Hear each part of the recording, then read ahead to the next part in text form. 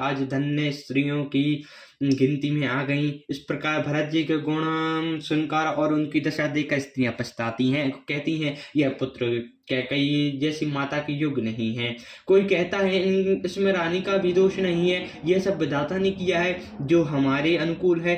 कहा तो हम लोग और वेद दोनों से विधि मर्यादा से ही कुल और करतूती दोनों से मलिन तुच्छ स्त्रियां जो बुरे देश और बुरे गांव में बसती हैं और नीच स्त्रियां हैं, और कहा यह महान पुण्यों का परिणाम स्वरूप इनका दर्शन ऐसे ही आनंद और आश्चर्य गांव गांव में हो रहा है मानो मरुभूमि में कल्प वृक्ष उग गए हों।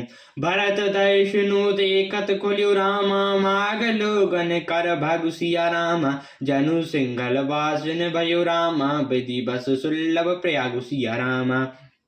भरत जी का स्वभाव देखते ही रास्ते में रहने वाले लोगों के भाग्य खुल गए, मानो देव योग से सिंघल द्वीप के बसने वालों को तीर्थ रस प्रयाग सुलभ हो गया हो।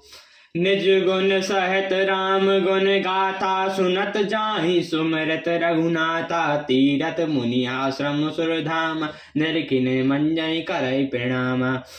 अपने गुणों सहित श्री रामचंद्र जी के गुणों की कथा कहते और सुनते रघुनाथ जी को स्मरण करते हुए भरत जी चले जा रहे हैं। वे तीर्थ देकर स्नान और मुनि के आश्रम तथा देवताओं के मंदिर को देखकर प्रणाम करते हैं।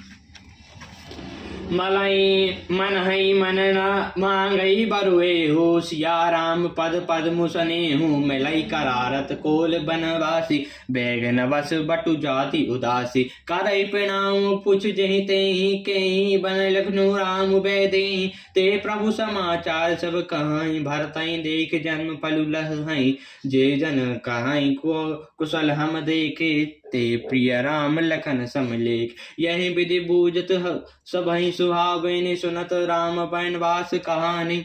और मनी मनी वरदान मांगते हैं कि श्री रामचंद्र के चरणों में प्रेम हो। मार्ग में भील कुल आदि वनवासी तथ्य वनप्रस्थ ब्रह्मचारी सन्यास विरक्त मिलते हैं, उनमें से जिससे प्रणाम करते के पूछते हैं कि श्री लक्ष्मण श्री राम और जानकी जी किस वन में हैं। वे प्रभु के सब समाचार कहते और भरत जी को देखकर जन्म का फल पाते हैं। जो लोग कहते हैं कि हमने उनको कुशल पूर्वक देखा है, उनको ये श्री राम लक्ष्मण के समान ही प्यारे मानते हैं। इस प्रकार संबंध से सुंदर वाणी से पूछते और श्री रामचंद्र के वनवास की कहानी सुनते जाते हैं।